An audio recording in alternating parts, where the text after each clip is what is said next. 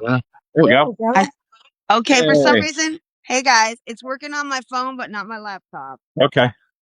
So we're just gonna do it that way. Yeah, we're gonna do it that way. Okay, hold on one second. Let me get something to prop you up. Stand by. Yeah.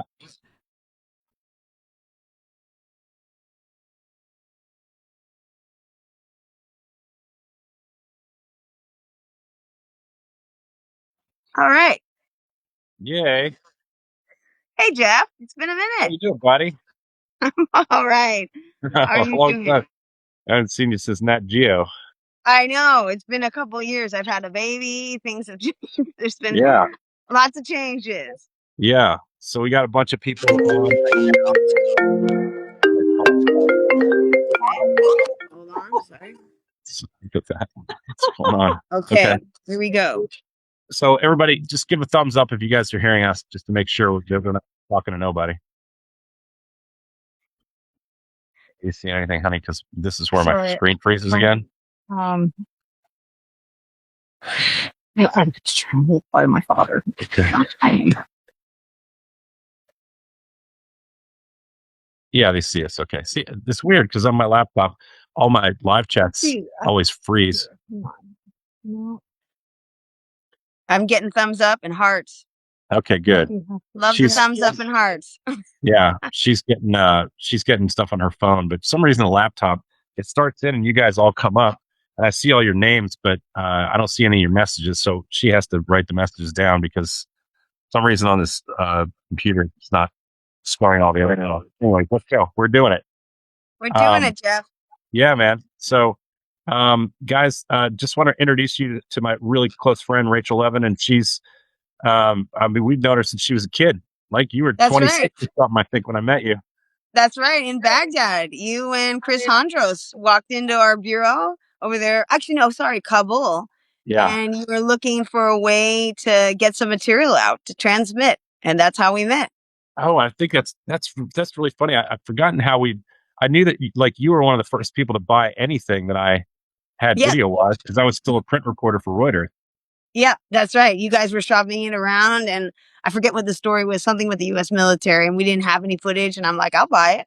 And there you go. Yeah. Didn't you lowball me? I think you lowballed me. I'm sure I did. That's my job, Jeff.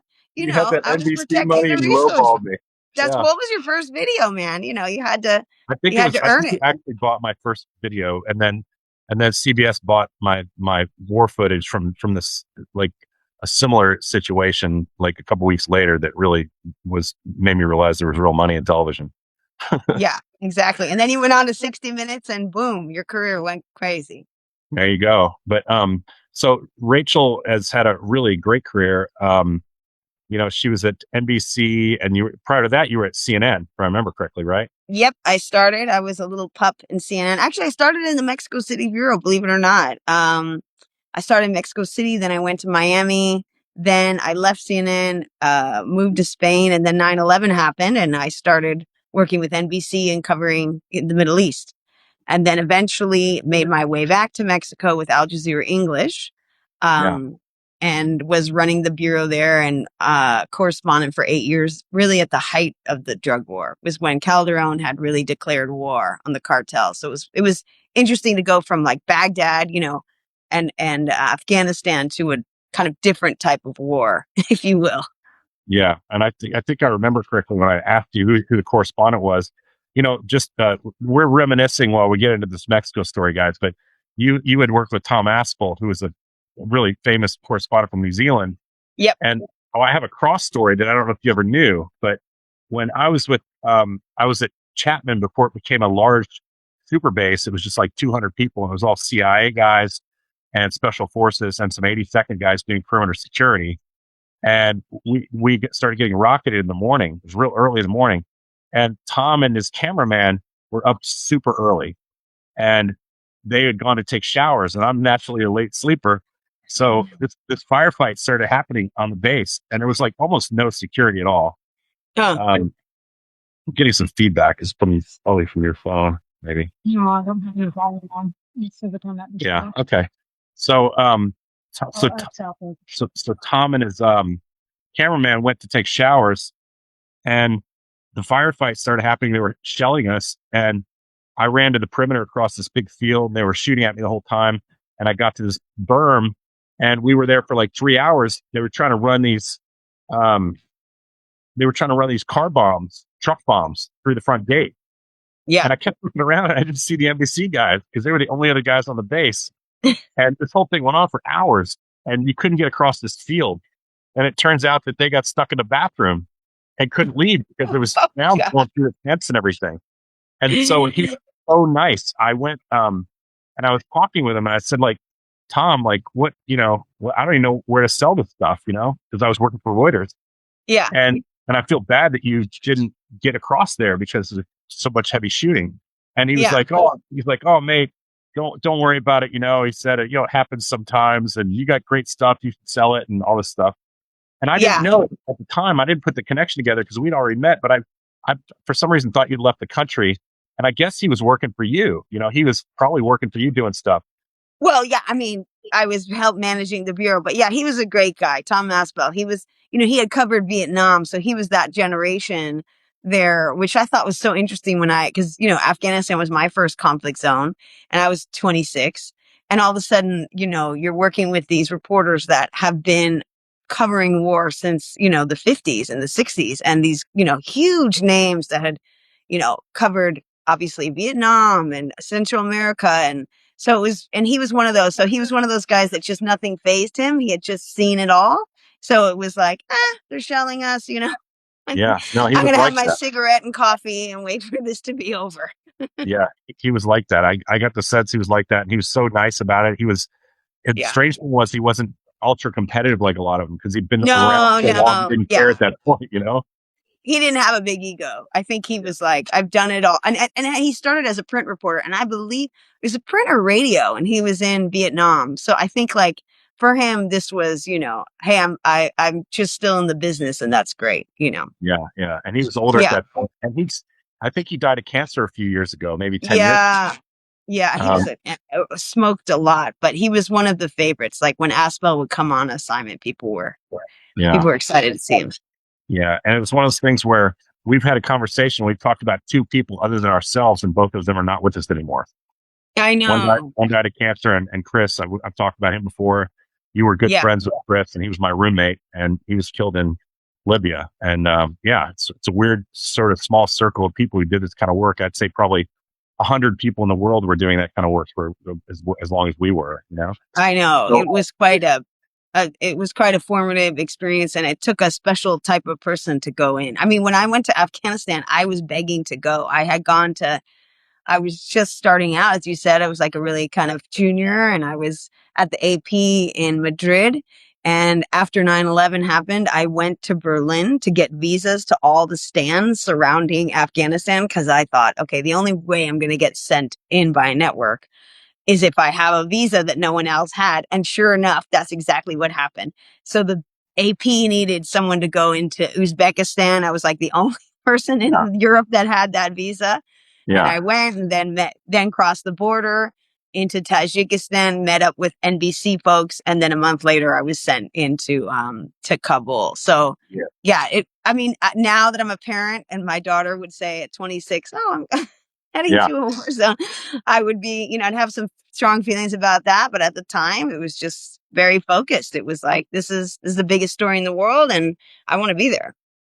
Yeah, and I think most people didn't know. Like at the time, we were living there at that point. Yeah, everybody had their houses in Kabul. The NBC has the ABC's, BBC, and it was just it was a different time, right? And the media I would say that most people still believed what the media was reporting. So it was a much.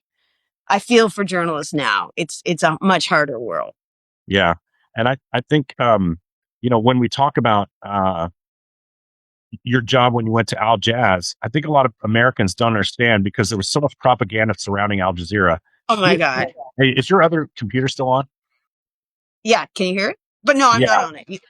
I'm getting feedback from another device in your area, I think. Oh, I'm not. My computer's. I'll turn it off. Yeah. Okay. Better? Let's see. Maybe not. I think you know what I think it is? I'm hearing the delay. But That must be it. yeah, I should have Okay. known better. We've been through that before. With the work we do. So, what's interesting is most Americans, in case you guys are listening in, don't know, but there was so much propaganda around Al Jazeera, the network, because it was considered this, Muslim network, watch out for Islam, the terrible Muslims. And Al Jazeera was, I'm just going to give my position, you talk about it. But I was always around a lot of Al Jazeera, especially Al Jazeera American and Al Jazeera English, those networks. And they were different than the Al Jazeera, um, Arabic yeah, it was Arabic. It was just so much different. language. Yeah. Yeah. And I mean, and that you I'll guys were never. pulling so much money at covering stories. Like you were Yeah. really everywhere in the Yeah. world. Yeah. I mean, basically, I remember I was in Baghdad with Richard Engel and I was producing for him. Yeah. And I said to him, because he knew a lot about, obviously, the Middle East. He had, spoke fluent Arabic. He had been based in Egypt for all those years. And I said, hey, I think I'm going to apply for, I had heard that Al Jazeera was launching an English language network. And I said, I want to get in on that. That's going to be the ground level. There's going to be a lot of opportunities, really interesting.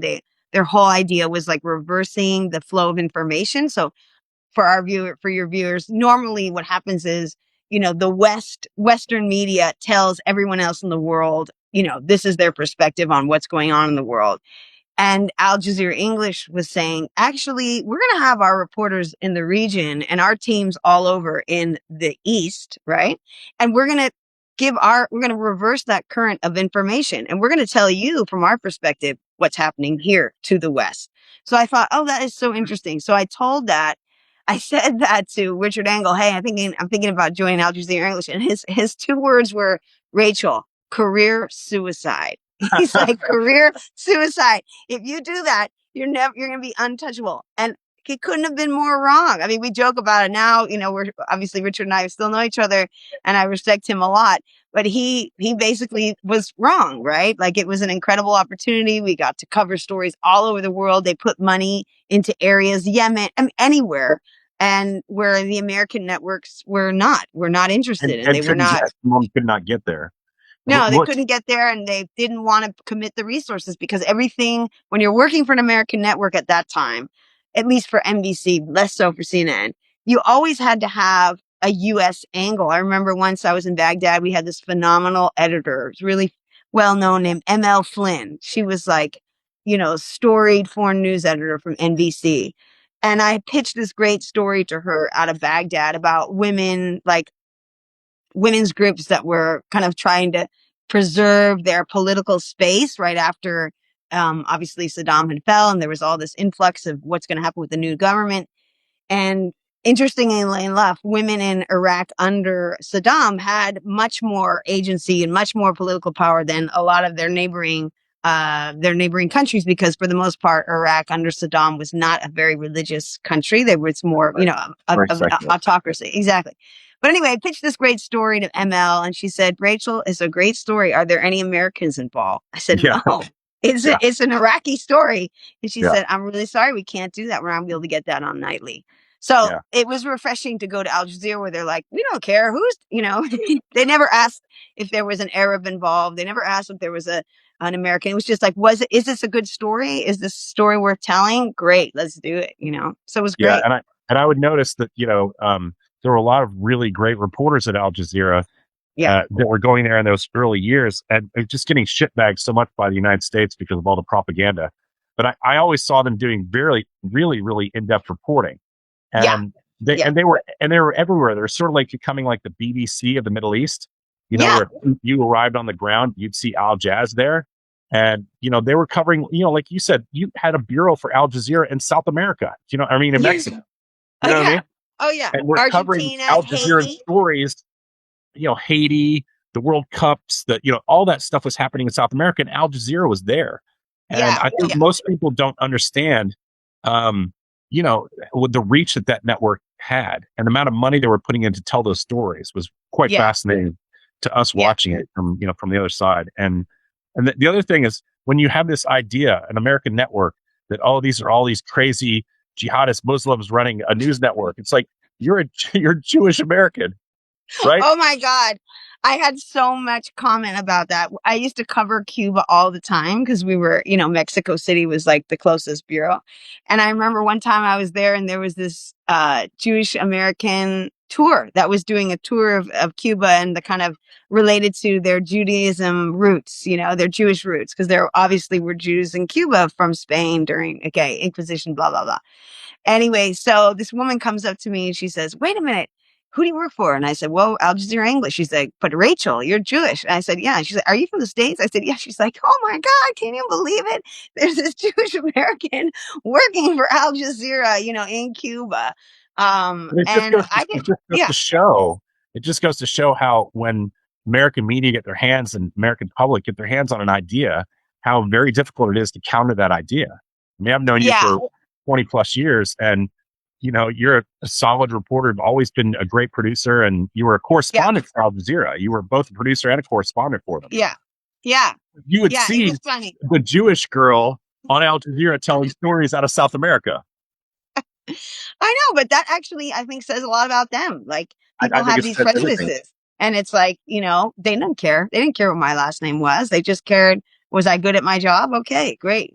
Let's have her on board. So yeah, that was actually, I think, having worked at CNN, NBC, and Al Jazeera, I would say Al Jazeera hands down was the best professional experience as a journalist. Like, just, And that's yeah. saying something, you guys, because she worked for Tom Brokaw. You know what I mean? He was a Yeah. legend Yeah. in the Brian business. Williams. And I was with Brian Williams in Kuwait during the build up to the war. I mean, these are all great people. Don't get me wrong. It was great. But the freedom that we had to tell stories that we thought were important was unparalleled in terms of that for editorial freedom in Al Jazeera. and So, the other thing with that, Rach, is that when you're at Al Jazeera, you weren't as beholden to making sure the correspondent was the major threat. That you didn't have to worry about Brokaw or Williams being this giant thread. You could just tell the story, and it became yeah. more centrally focused on the characters and what they were having to experience. Yeah, I mean, we had obviously anchors that were well known and but yeah, I would say that it was less kind of star focused, than, of course, when there was a big coverage, Haiti elections, they would bring in the most senior correspondents or the presenters. But yeah, I think there's a really big difference. Like in British television, we call anchors Tom Brokaw, Katie Couric, etc. In the UK, they call them Center. presenters or readers. So Right. it's a totally different shift. It's like they're not, it's Mindset. not such a Mindset. personality driven. Yeah. Well, a presenter is kind of like a little backhanded way of saying you're not really a correspondent. Yeah, you're presenting all the You're stories that presenting our our work today. journalists are getting. Yeah, Yeah, that's which right. is important. You have to be able to ask the right questions. You have to, be knowledgeable, and you have to be able to, especially doing those live in studio interviews. That's definitely a skill. But yeah, I would say you're right. It's less about the star power and was more about the journalism. So Yeah. let's shift over to Mexico because a lot of Sure. people are waiting to hear about that, and I ran on too long. But I thought it was great because she had such unique perspective on the reality of the global journalism world that I wanted to touch on that. But like Sure. you when you were in Mexico, you were there for I think 5 years, right? For Mexico, for No, actually, it was almost 8, and I started right at the beginning of Felipe Calderon, that was a former president's kind of time in office, and he was really the one that said, "Enough with the cartels. We are literally declaring war on the cartels." So he had a very confrontational approach to the cartels at that time, and it was honestly. There were days, Jeff, where it was like, Baghdad looks pretty tame compared to this. I mean, there was a period where I think there were mass graves that were being discovered almost on a weekly basis. It was bananas. It was I tell you what, I went yeah, down to Juarez during that time period when they were losing like 1,000 people a month. In yeah, Juarez, just in Juarez, right. and it was considered per capita the most dangerous city in the world there for a couple of years. And Right. I went down there to work on a story, and I was blown away by how dangerous it was. And you and me have been in the most dangerous places in the world. And they were taking us around in ambulances where they were picking up people's parts on the street Yeah, corner. yeah, yeah, yeah. I did a story. We did many many stories about just the trauma and that, trying to identify bodies because they were so mutilated. I think the big difference is, we were used to covering kind of conventional war, if you will, big superpower, with the military, it's clear the lines, who's the good guy, who's the bad guy, who's on which side. I mean, good guy, bad guy, depending on which side you're on. But the drug war in Mexico is very, very different because there isn't such a declared line between criminality, and average people. You could have a police chief, which is the case that happened with Mencho, who is, he was formerly a police chief, turned to life of crime. So you kind of never really know who's on what side. And I think that makes covering that conflict really a lot more dangerous. You just Well, don't know. and also for the people who are trying to fight that criminal syndicate and those syndicates, it's hard to even plan a raid. How do you Yeah. plan a raid when all your police officers or a good portion of your police officers and a good portion of your government forces could listen to a briefing on how we're going to go get this guy, and within 2 hours he's already gone because they called him as soon as the briefing ended. I think people need to understand it's not as simple as just picking people up off the streets. Why don't you talk about that a little bit? Those interconnections between people that might be inside and people who are definitely on the take, and the salary structure we talked about the other day when you and I spoke. Sure. I mean, I think one of the biggest examples was, again, back to Felipe Calderon. He announced this drug war, went head to head with cartels. And it turned out that one of his highest ranking generals was actually working for the cartels. And that came out years later. So that should tell you, like, if at the upper echelons of government, you're having this problem, you can imagine how that trickles down. How does it trickle down? Well, the average salary for a police officer in Mexico is not enough for people to live on, especially in these smaller towns. So it's really common. I think for me, after covering it for so many years, and I have colleagues that are still at it and they're incredible, but corruption is one of the biggest problems, right? It's very easy to tell a police officer, I'm going to double your salary. I just need you to look the other way once a week when, our folks are passing by here, or, this package. So that's the first problem, is that the corruption is so high. It's very easy, as you said, to have people that are supposedly working to fight crime be on the side of the criminals. That's a big problem. And not knowing who they are all necessarily are when you're internally. They're not going to raise their hand and say, oh, by the way, I'm batting for the other team. You don't know that. And I think what's important for people to understand is that drug cartels are they're like multinational businesses, right? They're not just in the drug trade. They're in the human trafficking trade. They're in the extortion trade. They're in the gasoline, believe it or not, trade of stealing gas, major pipelines, distributing. They have multiple businesses that are going on all at the same time. So it's this very, sticky web that's all over the country. And, this strategy, I think what we saw earlier this week was there was a lot of pressure, obviously, from the US government, from the Trump administration on Mexico to basically show some, effort in the drug war. And this idea that if you cut off the head of these major cartels, and there's various cartels throughout the country. Everyone knows about El Chapo from Sinaloa. That was a very high profile arrest. And this guy, Mencho, he's part of that kind of OG cartel bosses, right? He was kind of the last one standing.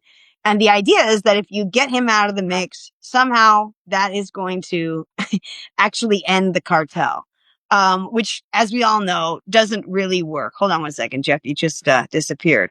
Yeah. So there's a lot of theories about this, but one of the theories is that when you cut off the head, you atomize a cartel. Now there's all of these other cells, smaller groups that will now be vying for that same territory.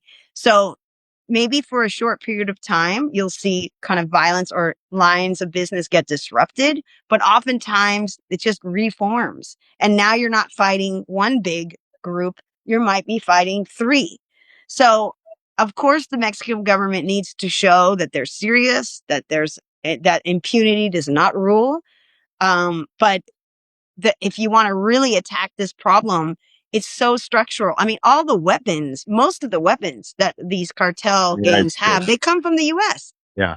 From the They United come States from the and US. some from China as well. Yeah. Yeah, exactly. So, and then obviously the demand for all these drugs in the US. I mean, as long as there's demand, there is going to be supply. There's just too much money. Yeah. Well, that's You know? straight from the movie, right? Yeah. I mean, it is true. It's the traffic.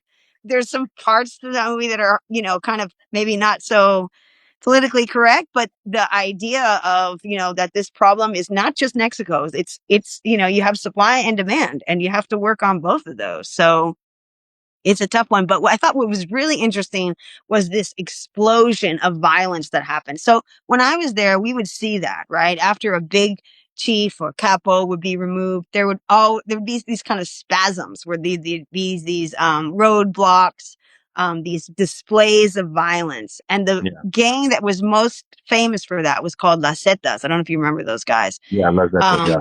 Yeah, very, very bloody, very, very bloody group, cartel leaders. Again, former police, special forces that had then turned to a life of crime. And they would, you'd be driving down the highway in Mexico, and they'd have these huge banners on the highway with bodies hanging, people, as a message, basically. And this was a message. This is a form of communication and a way of kind of fear, right? So on the one hand, it's telling the Mexican government, we're here. You haven't gotten rid of us.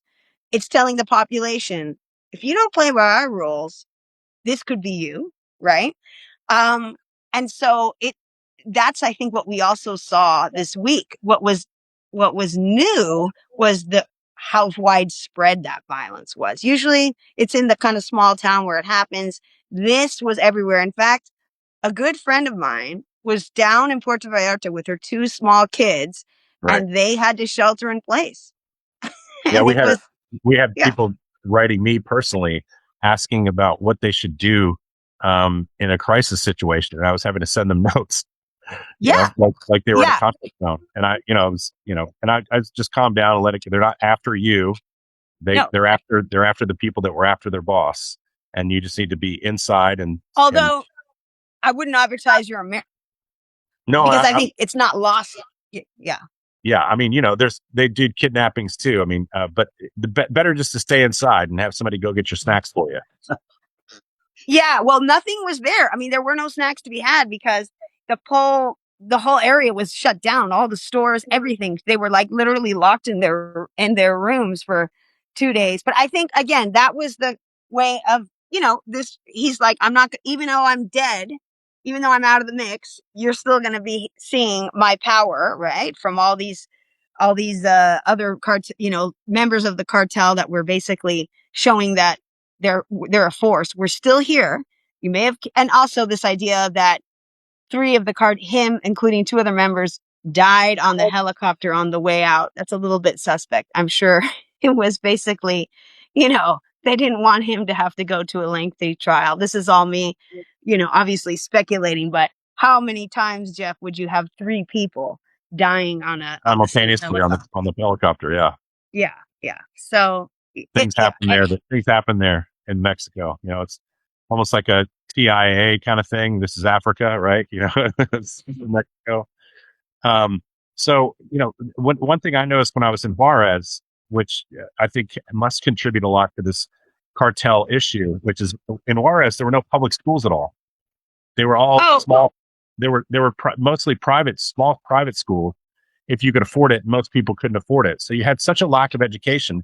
You could actually bring in kids at a very young age because they didn't really feel in Juarez they had any other future than to work for cartels. Where we were talking to 12-year-old kids who were assassins. Yeah. I mean, there were public schools. Usually there's a minimum amount of money that you have to, even though they're public, there's school fees. So maybe that's kind of what you were seeing where these families didn't have that money to pay those public school fees. But obviously, yeah, I think what happened in Juarez and along the border is also kind of connected to NAFTA, right? There was all these maquiladoras that were opened up. A lot of times for our viewers, even though you could be 15 and 16, you could be doing factory work. A lot of factories then closed down. People were unemployed. You've got a young population that's unemployed.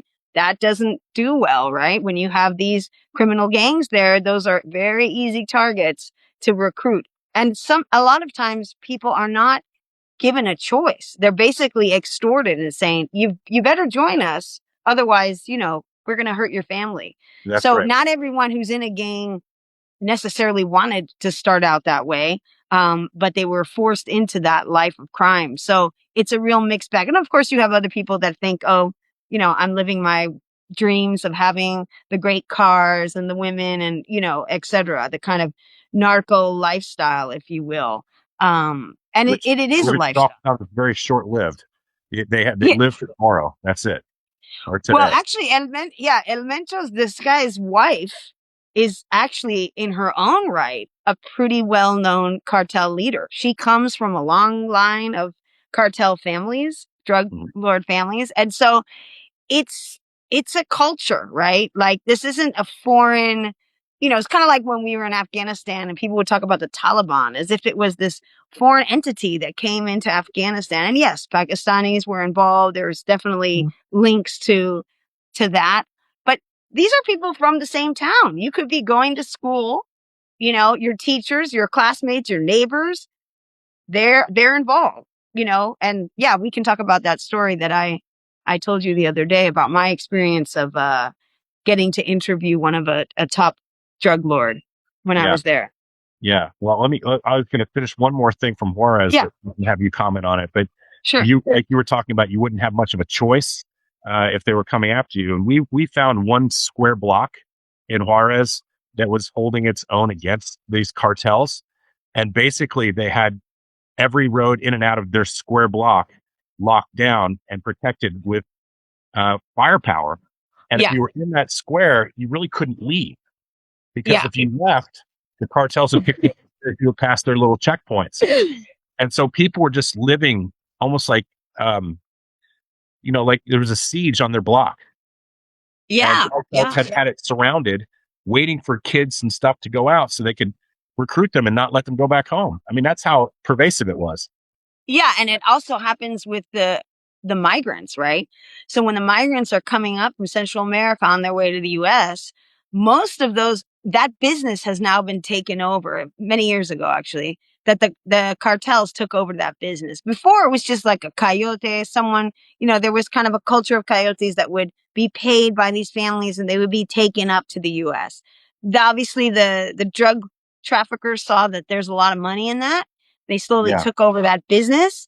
And so what happens is when they're about halfway through, when they're coming up through Mexico, there'll be a point where they'll turn to these migrants and say, you need to join us now or we're going to kill you.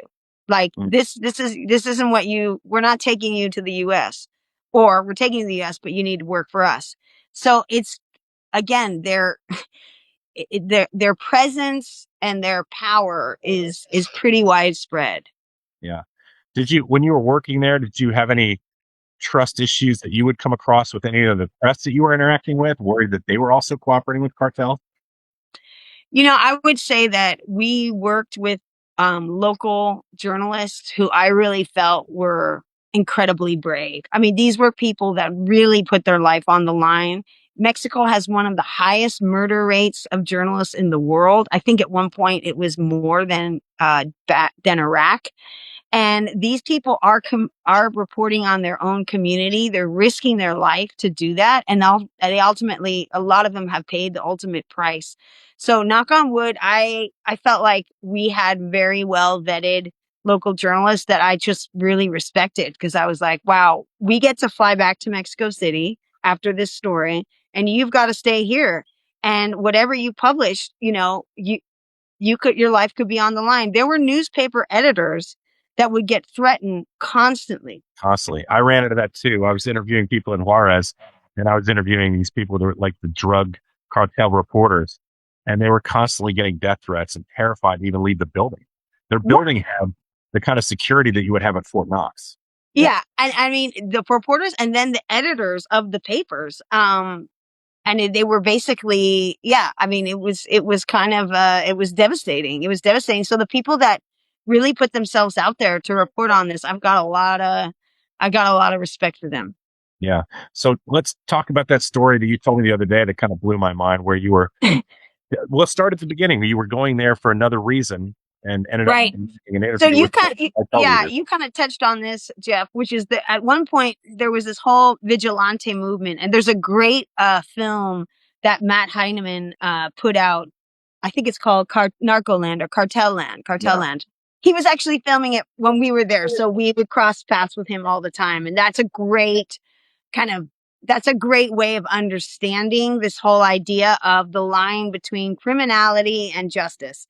So this movement started to spring up all across the country, and basically it was average citizens that's what we thought, who said enough. The police, the military can't protect our towns.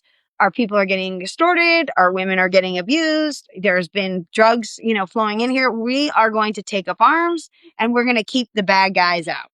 Right? That was the story that they had told the world. And I think there were a lot of people that truly did feel that way.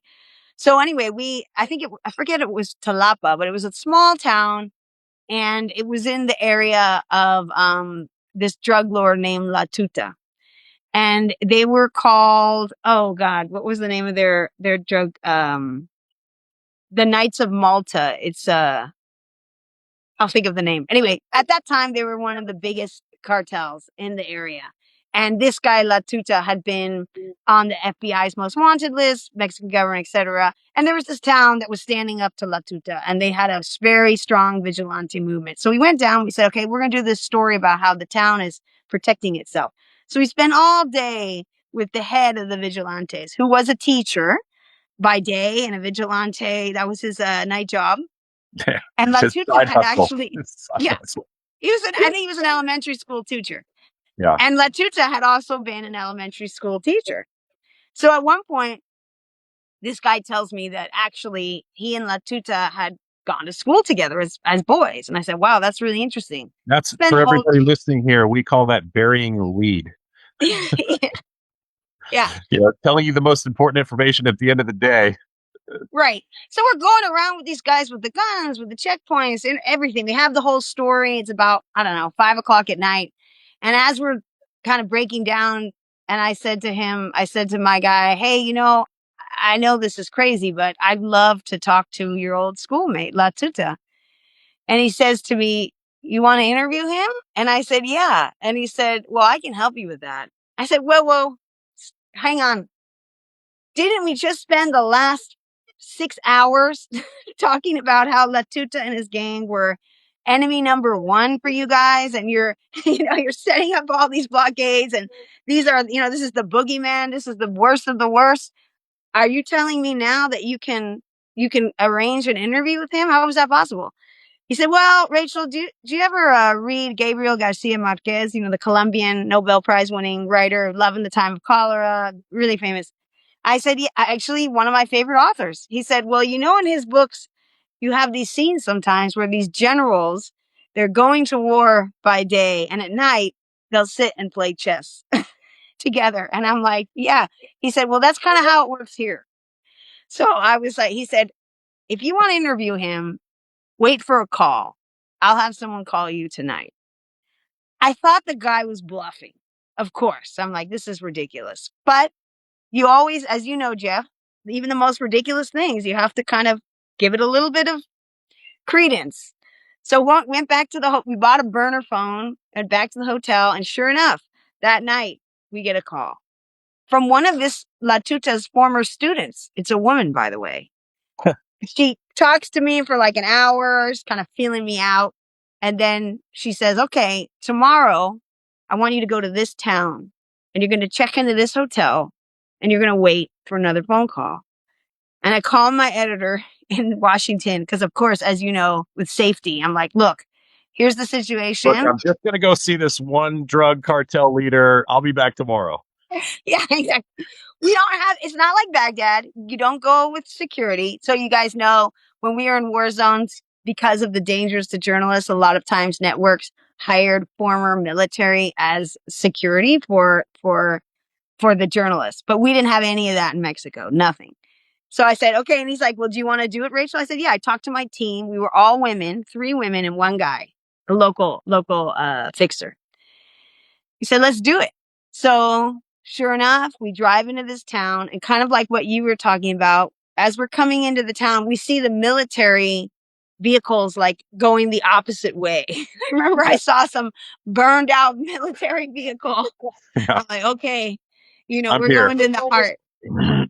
Yeah, And as we're coming into town, I remember I saw this young kid, like a teenager, on a roof with a walkie-talkie, kind of similar to that like Mogadishu shot yeah. and Seeing the Black Hawk Black Down. Hawk Down. Yeah, Right, similar. In Mexico, you had the halcones, the falcons that would tip off everybody who was coming in, who was coming out. Anyway, we sit in this hotel, we check in. They obviously know what we're doing there. yeah. And again, they said, okay, these guys are going to come pick you up. It's kind of like out of the movies. These guys come in a pickup truck, two guys. I remember they had gold chain, not to get too stereotypical, but, they kind of looked the part. Right. And they said, you're going to follow us. We're going to take you to La Tuta. Still, part of me was like, they didn't blindfold us. They didn't ask us for our phones. Nothing. We could have been totally tracked. That probably Again, would make me really terrified that they didn't ask me for my phone or blindfold me. didn't blindfold me us at all. They're like, I said, do you need us? Nope, we don't need you to do that. They were pretty confident, I think. At this point, this guy was one of the most wanted criminals in Mexico, for sure. And there was a big push that week to try to find him because I forget what incident it was, but they kind of poked the bear. They did an attack that really pissed off the government. Anywho, I'm thinking to myself, all these government agencies are trying to find this guy, and here we are, Right. little Al Jazeera. Little Rachel into the heart of the fire. Yeah. So we finally, they take us up to this town. We're way in the mountains, this beautiful, beautiful area. And we're up in the mountains and we're sitting there. Okay. And they're like, now we've got to wait. And we wait for like an hour. Then we're getting a little tense because I'm like, holy shit, I have no idea where I am. Like, I do not know how to get out of here. Like, what is going on? Again, pickup truck comes down. There's two guys come out, La Tuta and this really tall socio of his who looks like a business guy. He looks like he could have been coming from Dallas, very well dressed, like got a blazer on and the whole thing. And he comes down and he shakes my hand and he says, I'm La Tuta. What do you want to talk about? And so we spent the next, and the guy talked a lot. I don't know if he was high, but he talked he was speaking so fast and he took us all around and you couldn't say no. He's like, you hungry? We went to have lunch with him in the town. The town, everyone knows who he is. Everybody's walking around. Unfortunately, he didn't let us film him. So we couldn't actually, and I was working in broadcast. So, Yeah. And we weren't allowed to publish this at the time because we were waiting for him to give us the real access. But we spent the whole day with him and he rattled off, all this information on who was on his pay list, how he lived, where were the drugs coming from, and you could only believe, these guys are megalomaniacs. You never know what to really believe, what they say, because it's really all about them. But yeah, it was kind of one of those crazy moments. They have this expression in Mexico called Mexico Mágico, Magic Mexico, where I did feel like I was in a magical realism novel. I was like, oh my God, what is, So yeah, the vigilante that was supposed to be, protecting his town from the bad guy was ultimately still friends with him. And were you at some point later, are you expecting to go back and try to film him, or what happened? Yeah. So the deal was, this is probably where I had another colleague, an Argentinian or Peruvian colleague that had a kind of similar moment, like, I guess 2 months later. And he actually pulled out his camera and started filming. I didn't have the guts at that point to do that. So the deal was go back to Mexico City and in a week we'll come back and actually do the proper sit down interview, get to have his training camps. He promised us access to his training camps.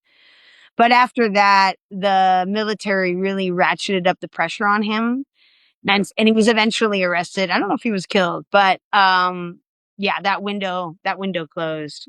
But it was fascinating. And yeah. That's so interesting you say that. Like, just so you guys understand, you sometimes don't understand the amount of work that goes into trying to get a story that you may not ever get. And, I had the same experience in Juarez where I pitched a story to my bosses at 60 Minutes to Bill Owens, the guy who recently resigned. And we called it 60 Minutes, we called it a blue sheet. It's like a one sheet, basically a one page pitch. And I put all these different elements about the Juarez story. We were going to get Americans in the story, just like you say, who lived across in El Paso, because there was a unit of nurses and doctors that came across every morning to help in Juarez with all the killings and people that were wounded. We were going to be in an ambulance driving around with those guys for a couple of days, see what they were seeing on the streets. And we were going to be with a military unit as they were trying to deal with the problem in Juarez. And I got and then the other thing was, because there weren't a lot of schools open at the time, it was so dangerous. There was a school for kids who kind of were orphans, and they were in a band. They would go every day and play in this orchestra. So you had this Mexican youth orchestra learning how to play music, and it was just like this really interesting breath, Yeah. And we had all the elements of it. I went there. Of course, my security guy wasn't allowed to carry a weapon. He's normally allowed to wherever else he was operating, but there he couldn't. So we were kind of running blind and very risky and very dangerous. And I got back and Bill said, "It doesn't sound like you got all the elements that you wanted." And I said, "Bill," I walked him through my blue sheet and said, "Every single element in your story I've acquired and we have access to. We just need to go back with the crew now." And he says, "Yeah, I don't know. It just doesn't sound like it's all there." At the same time, Craig and Brent Renault went and did the exact same story and won the Poke for it. Wow. Who did they do it for? They did it for Vice. Right. And it was one of those things when, you're working on stuff and you're working for a team. And, I had the same thing happen to me once with the Taliban story I was doing. It sounds like it's interesting, but you and your correspondent with the Taliban up in the mountains where they're training, I don't know. You know what I mean? After I've been in vehicles with them, driving around while they're vetting, I know. they're vetting you. People have no idea the absolute risk you take to try to get a story, not just to get a story, but to try and get a story on the air. And I think the biggest thing for me was that you can take all these risks, and to you, they become a failure. You're like, I failed at this. I didn't get it done. But the other thing is that the audience never knows. The audience never knows the stories you don't get. They only know the ones that you get and put on the air. And so it's like, it's a failure in your own mind, Yeah. And also, I think the other aspect is to the people, to your sources, right? Like you go down there, you're having people open up about really very traumatic stuff that's happening in their life that they're living. We just go down there for the story and we're out. And then when that story gets killed, you're just like, oh my God, these people just spent, the last hour kind of pouring their hearts out to me about all the trauma that they're going through. Mm-hmm. Now I've got to go back to them and say, I'm really sorry, but New York, who doesn't get it to kill the story after spending $50K. Yeah. I mean, I remember with Hurricane Katrina, and I was down there for NBC and the Today Show was coming, and all of a sudden, they kind of changed their schedule at the last minute, and they're like, okay, they want to come to your location, Rachel. You have to find a story. We have to have a live guest that's ready to go live at like 4 a.m, right? Yeah. And of course again, these are people that have just lost everything. And it's not the rich people, in New Orleans. These were that parishes that were outside. And I remember I found this one woman who was like, okay, I'll go on the air with you. She had lost everything. Be there at 4:30. She had a family. Yeah, be there at 4:30. Arranged it the night before. It was like at 11 o'clock at night. There's no electricity. I mean, it is, and these people agreed to go on air. And I remember getting the call from the Today Show, I don't know, 3:30 in the morning. They're like, oh, we've decided on a different location. And I was like, holy shit, I have to go back now to this woman, who in the midst of trying to recover whatever yeah, I have to now tell her that, oh, by the way, sorry, we're not going to come live to you. I mean, so that I found that part of the job really frustrating and demoralizing at times, because it's not just a story. These are people, right? Yeah. I had another one of our viewers here tonight asking, how do you do the editing on something like that? Which like any of our stories? Yeah, you would have those kind of edits wouldn't be done on location because you go back to Mexico City and you'd have to shoot something like that. And then you'd be back in an editing bay with somebody going over a story that you would do. Well, it depends. Unless you were But crash. we had stories, we had both, right? So if it was like a rolling coverage where it was a story that was happening now, like for example, what just happened in Puerto Vallarta, you'd be editing in the field. Different Yeah. networks work different ways. NBC, they don't edit in the field. They send everything back to New York, and they have a team in New York that's then finessing the script and doing the actual edit. For Al Jazeera, we were field crews, so we would edit where we were. We'd have our editor, obviously in New York or Doha, that would take a look at the script, make sure it was factually correct, make sure it kind of passed the sniff test, if you will. Yeah. And that's how that would work. But if it was a really delicate story that was more investigative, yeah, as Jeff said, you'd wait, you'd come back to Mexico City, you'd kind of have your sources, you'd have to confirm some stuff, maybe get some additional interviews, some reaction from the government. Always, you have to get that other side. And then you'd put that story out there. Yeah. And in the case of my stuff, like for instance, if I was in Iraq or something, we Yeah. did that story in Ramadi. We did a 2-part series for the evening news, even though we'd gone there for 60 minutes. And it was one of these stories where we went there for 60 minutes and got this incredible story. And Jeff Fager, the executive producer, said, well, yeah, I mean, we just did a Ramadi story 9 months ago, so I don't think we want a second one. And we'd filmed for 13 days. He said, why don't you just give it to evening news, even though I didn't work for evening news. So Right. we went to Max McClellan, who was at evening news, and he was what we call a crash producer. So Right.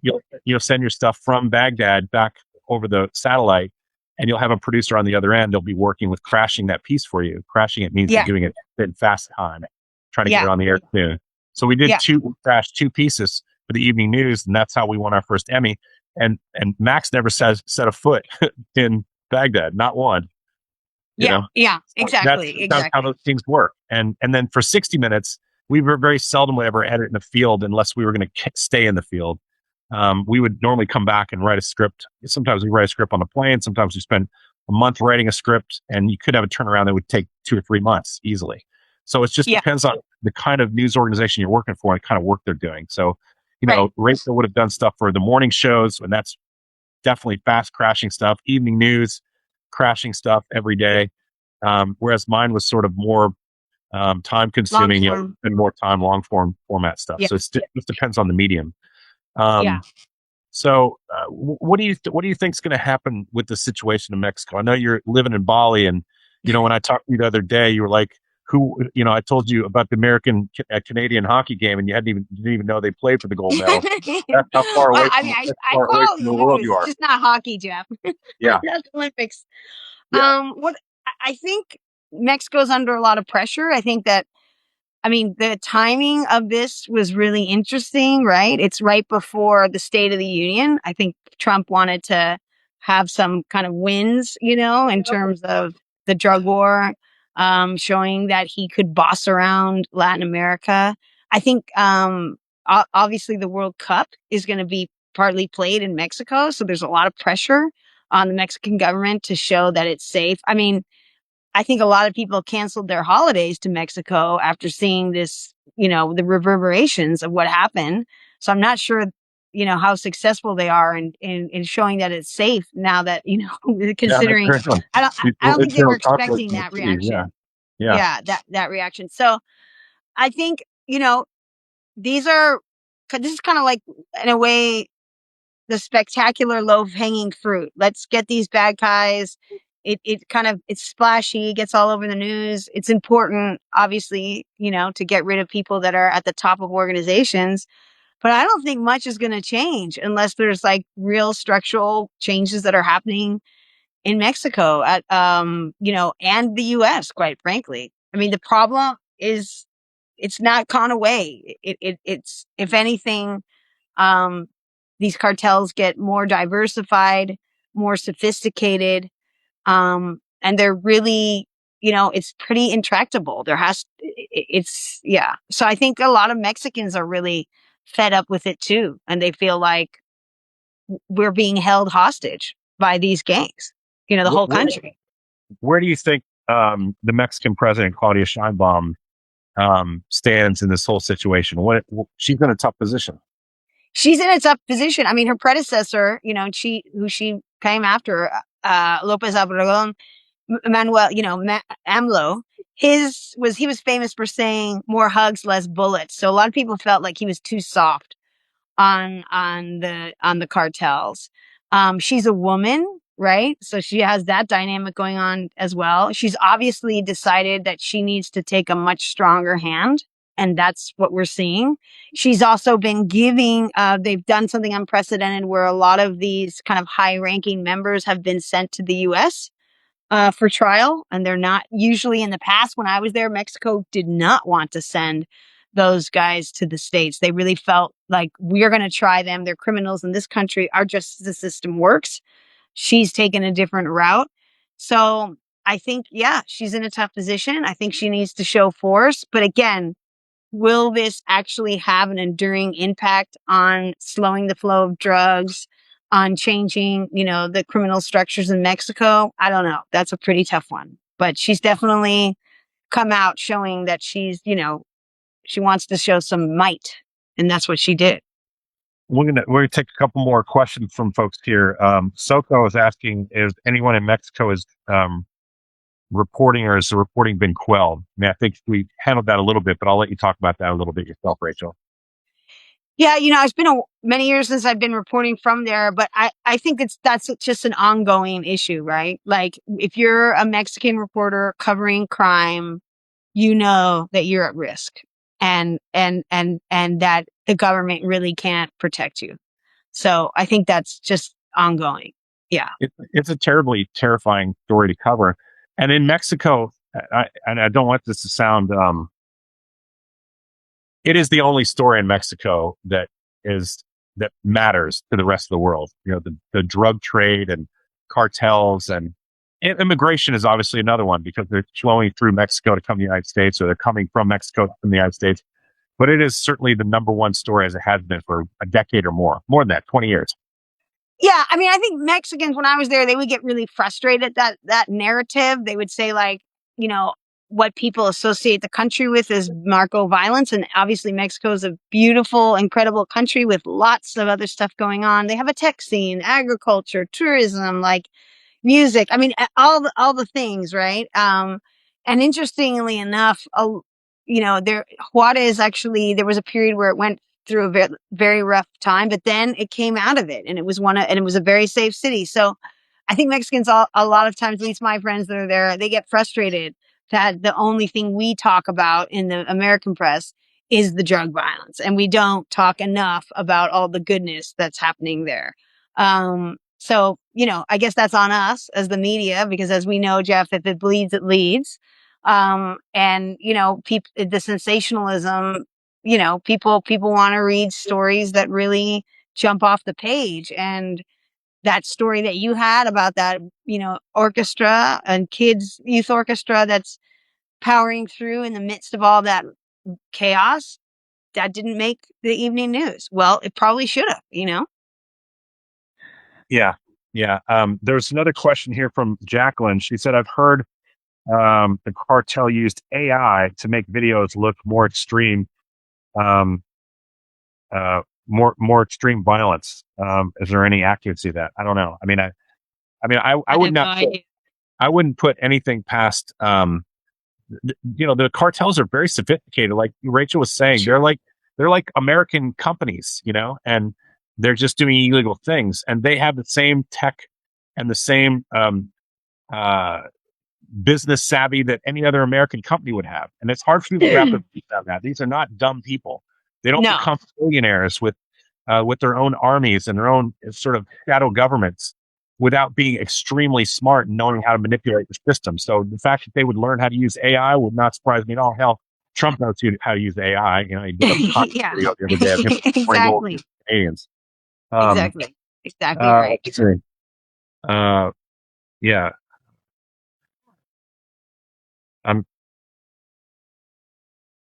Oh yeah. How has the Remain in Mexico asylum policy affected the country? That's a great question, actually. And do you have any visual thought? Do you have any thoughts about that? You're kind of far out of it now. Yeah. Is the question about whether or not Mexicans can get asylum in the U.S. or what's So what? the policy, has been that you can't cross the border. They deal with your asylum cases on the other side of the border. Locally, yeah, within How Mexico does that before. affect Mexicans? And how does it affect the narco issue in Mexico?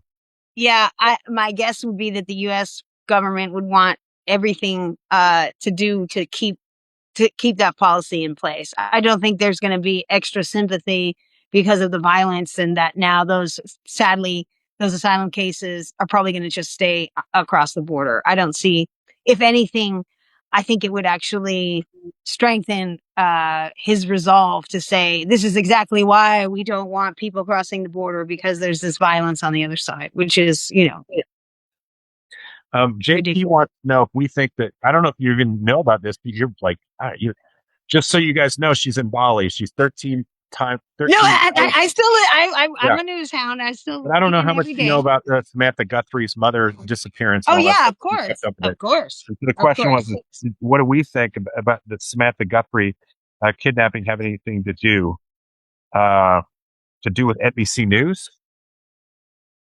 I wouldn't want to speculate. I just think that's an incredibly sad, story. She's everyone I know who's worked with her says she's a really nice woman. I think it's an incredibly bizarre case. Is it someone that I don't know? I don't even want to speculate. I think it's just incredibly sad. What about you, Jeff?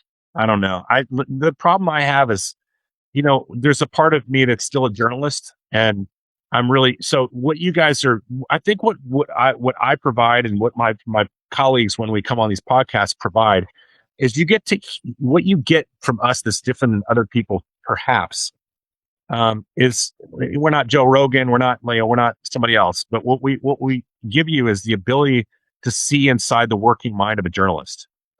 And Right. what I would say when it comes to this question is, the working mind of a journalist would say, we just don't fucking know. And Yeah. we want to follow evidentiary leads to make a determination of that. Could we speculate and say, it sounds interesting. It's in that part of the country that's near a border. The guy going to the front thing might have been a cartel dude, but anybody can buy a set of fatigues. So it's one of those things that you really need to follow all the evidence before you kind of speculate on it. There's things that we used to talk about in the journalism world. There's the stories you talk about at the water cooler, and you guys are the water cooler. We're in the water cooler here. And then there's stories you can publish. And those two things are very different things. And so even though we're in the water cooler, I'm always hyper aware that tomorrow this could be released to 170 or 180 other thousand viewers, and not just the 500 that are, paid subscribers. And so the water cooler becomes like a public thing at that point. And given that, I'm always really careful not to speculate, because then it starts going to your credibility as a journalist. You're speculating on things. I knew a reporter who said when the bridge was hit in Baltimore that she thought automatically thought it was a terrorist attack. And I the first thing out of my mouth was, that's the stupidest fucking thing I've ever heard. And within days, we knew it wasn't a terrorist attack. And, you probably, Rachel, know who that person is, but she used to work with me. And, I know that person. Yeah. And so from my perspective, I just won't go there. I won't go down. I think it's okay to say you don't know. Right. And I think that journalists, I think it's important for our credibility to say that. I oftentimes was doing live interviews. So most of the times when you're doing a live interview with a reporter, the reporter has an idea of the question beforehand, because you'll talk about it with the anchor, like, hey, ask me about this or this, and the anchor will say, I want to ask you about this other detail. And if you don't know, you'll tell them, hey, I actually don't have information on it. But sometimes they throw a curveball, and you're doing a live interview and they'll ask you something where you legit don't know. And it's okay to say that. You could say, and as a journalist, I'd say, well, we don't have information on that, but here's what we do know. And I think that's the important thing, is to say, we're still waiting for the facts on XYZ, But here's what we actually can talk about, because this is what, as you said, Jeff, here's where the evidence is. Here's what we know is happening. So yeah, I mean, well, sitting here in Bali, even though I'm removed, I'm in a little bubble, I still watch everything that's happening. And I have to Well, and say, like, you also run your own independent production company too, so it's not like yeah, you're not keeping up. no, But no. But I'm just saying, I miss the news. It's just so fun and great to have this conversation with you. And when I do look at what's happening in the country right now, it's kind of mind blowing. Like, as we were chatting earlier today about the Senate confirmation hearings for the new Surgeon General, and it's just like sometimes I look at it, I'm like, Jesus Christ, what is going on, man? man, I don't What know. is happening over there? I would say that most of my subscribers on this page who are listening right now would probably all love to be in Bali right now on the beach, not thinking about the State of the Union and all these kinds of things that we're having to deal with here in the United States. We're going to take a couple more questions, and that because that'll be sort of an hour 15, and Yeah. she's 13 hours ahead and had to get up early to be on this, but. Average Joe wants to know what's the cartel's position on the expat communities in Mexico. Are they targets, Yeah. or are they sort of hands off? Most of the time when foreigners are caught up in the drug violence, a lot of times that's a random thing. They're in the wrong place at the wrong time, or they're off buying drugs with the wrong person, and there's, an altercation that happens. I would say, yeah, the cartels aren't stupid. They know that if they kill foreigners, that the foreign governments will then will have a heavy hand in wanting some sort of justice, some sort of action by the Mexican government. So I would say that most of the time you're kind of, they're hands off again. But if you're going to go down to Mexico and you're going to go buy drugs and you're going to be in a club, that's a totally different story. Now you're part of the You've story. crossed the But if you're just, Rubicon. yeah, exactly. But if you're just there living your life and doing your thing, most of the time there's nothing. If you're a business owner, would you get extorted if you're a foreigner? Yeah, you could definitely. There's no kind of line there. But if you're just going about minding your own business, no, you're not. You're not really a target. They've got other fish to fry, and they don't want that heat. Yeah, yeah. Yeah, I think we've probably come to the end of our podcast. I want to thank my buddy Ray for coming on, and this is great. yeah. So if you guys are, so you could probably follow Rachel. She does stuff. I'm sure. Are you doing stuff now? Got on Substack. Well, I think you've planted a seed, Jeff. Yeah. I'd love to do more of this, and let's reunite when there's other topics. It doesn't have to be Mexico related, but I love talking about this stuff and having your audience and live audience. It's so fun. I mean, it's so interesting how journalism has shifted, right? We used to have to go on a big network to be able to talk to people, and now we can just do this on our own. It's incredible. Well, what's interesting to me is, and I'll just say this: Jim Acosta was on today. You guys might have seen his stuff on Substack. Oh, Jim Acosta was, running down to the one of the facilities down in Texas, and doing stories down there by himself. And they're just really kind of surface things. They wouldn't let him in. They were going to trespass him and all this stuff because he was on a private facility. But what's different is that Jim's actually down there, and right. you have a lot of media organizations that aren't even bothering. And I think the That's most right. interesting thing to me is that this new sort of wave of independent journalism is going to be replacing this mainstream stuff. I guarantee you it's happening. We saw news today that Netflix has bowed out of the Yeah. corporate takeover of Warner Brothers and Warner Right. Brothers Discovery, which leaves the door Yes. now open for them For Paramount. to take Paramount Skydance. So the same people who are ruining CBS News will That's likely right. now own Warner Brothers and CNN. So That's right. this is a siren's call for independent media and people to follow independent media. I have a lot of people that say like, "Hey, should we get a subscription? How can we get all these subscriptions?" Find like 5 people that you really like and follow them and pay for a subscription. That's right. With a newspaper And I subscription. think, right. And also, also the technology, right? The technology has gotten to the point where we're doing this. I don't need a live satellite truck, right? I'm just on a phone signal. It's free. We can have Yeah. this conversation. So technology became cheaper, much more accessible. And to your point, people don't know who to believe. So they want to believe people that they can trust. And I think when you create this direct relationship with your audience, that's part of it. There's kind of, it's not like the Wizard of Oz, we were like peeking behind the curtain. It's like, okay, let's There's just no talk about. corporation either telling me what I can and can't report. That's right. And how, yeah, exactly. So I think it's, it's like citizen journalism is definitely having its moment. So we appreciate you guys logging on and sitting with us for today. This has been awesome. Yeah. All right, guys. Thanks very much. We're going to have, just for you to know, next week, we're having Peter Klein on, who used to be Mike Wallace's producer, and he at 60 Minutes. And Peter hired me to work on this movie called Bribe Inc., which came out of the Pentagon Papers and, uncovered one of the largest the largest bribery scandal in history. And so we made a movie about that. And I think I've told you guys before that Peter brought me on to work on the Washington aspect of the story, because his folks in Canada were kind of far away from it. And so I worked on that part of it. But he worked on it for 5 years. And we'll send out a trailer for that so you can look at it, and we'll tell you guys where you can watch it. And then we'll have Peter on next week, and we'll be talking about that film. So hopefully you guys are still sticking with us. And I'll talk to you soon, and we'll start talking about stuff you're doing over in the eastern part of the world. Yeah, sounds good, Jeff. All right, guys. Have a good one. Good night. Thanks for joining. All righty. Bye. Bye.